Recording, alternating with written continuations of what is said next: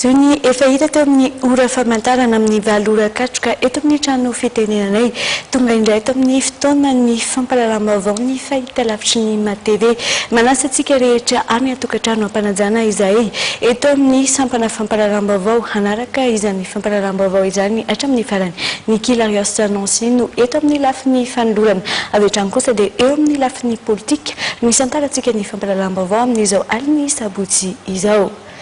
Nilaza mazava i Erika Rajaonary androany fa eo anisan'ireo mikendry ny toeran'ny Praiministra ny tenany ao anatin'izay fialan'ny Praiministra izay efa nisy hoy izy ny fametrahany ny antota taratasy mikasika azy sy ny fihaonany teo amin'ny filohan'ny Repoblika mikasa ny haona amin'ny solombavam-bahoaka ihany koa ny tenany atsy ho atsy teo amin'ny fanadidinana entiny Gislain Very sy Thierry Rakotarsan. Manoloana ny fahabangana eo amin'ny toeran'ny Praiministra taorinan'ny fametrapelan'ny General Jean Ravelonarivo dia efa maro sahady ireo anarana voatonona mety isahany izany andraikitra izany. Anisan'ny voatonona matetika ny anaran'Andriamatoa Erika Rajaonary tato ato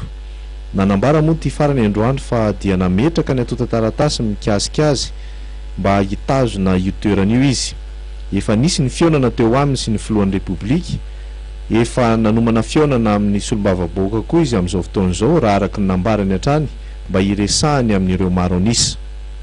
Momba ny déclaration les contradictoires malagama sarotra be amiko miditra amin'ny zavatra zay. Za ngamba zao fa mazava ho azy sasy zao fa démissionnan'ny gouvernement dia officiellement moa za le candidat. Officiellement efa candidat amizay dia fa bebe fa misy zany fivoina fataonay